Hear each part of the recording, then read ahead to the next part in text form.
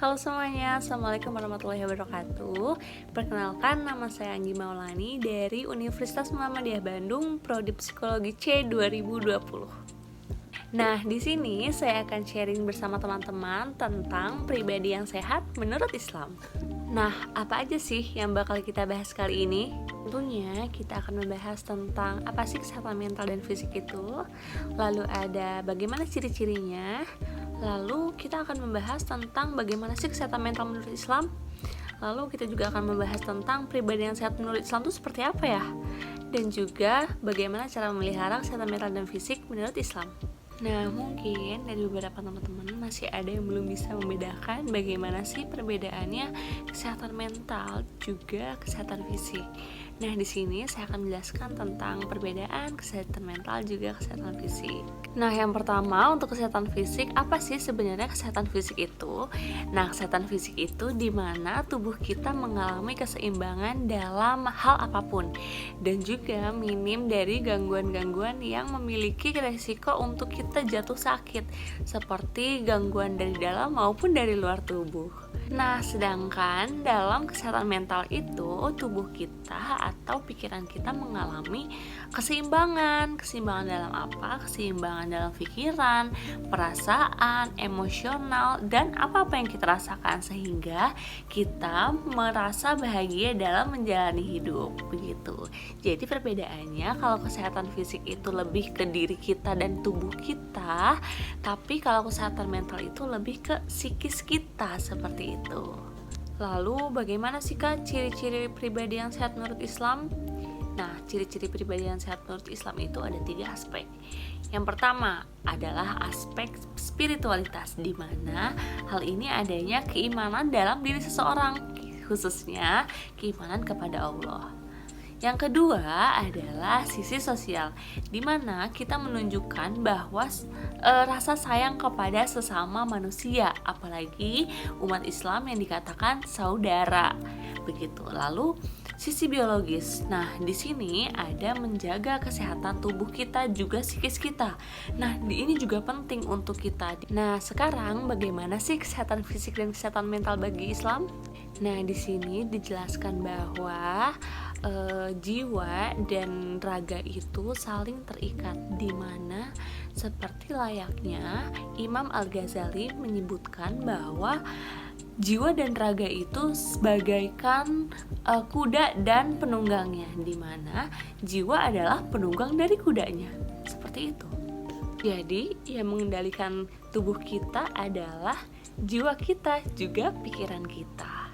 Lalu apa sih hubungannya antara jiwa dan raga atau jasad kita ini? Nah, jika hati dan jiwa kita sehat, maka fisik kita juga akan ikut sehat, di mana banyak orang sakit yang disebabkan oleh stres. Nah, teman-teman pasti nggak asing dong sama yang namanya gejala psikomatis, itu di mana psikis kita itu sangat mempengaruhi kondisi tubuh kita. Nah, jika psikis kita ini sedang tidak baik-baik saja, atau terlalu stres, atau terlalu berlebihan stresnya, nah ini juga akan mempengaruhi fisik kita, yang dimana fisik kita juga akan menurun, seperti itu. Nah, lalu bagaimana sih pribadi yang sehat menurut Islam? Oke, pribadi yang sehat menurut Islam dalam hal keimanan, di mana individu ini harus menunjukkan bahwa keimanannya kepada Allah yang pertama, lalu yang kedua ada rukun Islam, rukun iman, dan sebagainya. Lalu dalam hal ibadah, yakni orang-orang harus menyembah hanya kepada Allah, tidak boleh yang lain ya. Nah, dalam hubungan sosial, di mana kita harus berinteraksi baik dalam sosial itu seperti apa? Dalam keluarga kita, teman kita, dan lingkungan-lingkungan kita sekitar.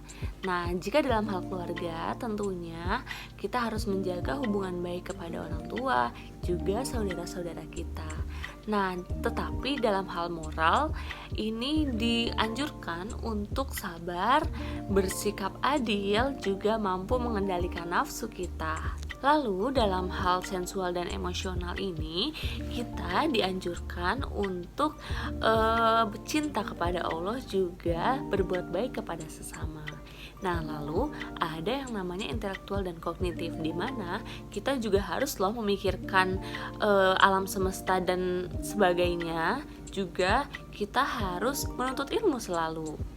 Nah, lalu ada profesionalitas, di mana kita harus giat, gigih, dan tekun untuk selalu bersikap profesional terhadap orang lain. Nah, yang terakhir, bagaimana sih cara kita agar memelihara kesehatan mental kita?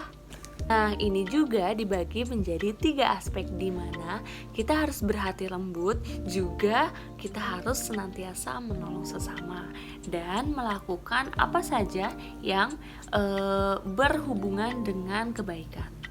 Nah, lalu yang kedua ada iman, di mana kita selalu mengimplementasikan sifat-sifat Allah kepada sesama ya, di mana kita juga harus tetap berbuat apa yang seharusnya kita lakukan. Nah, yang terakhir ada ihsan dan Islam, di mana kita harus mengabdikan diri kepada Allah.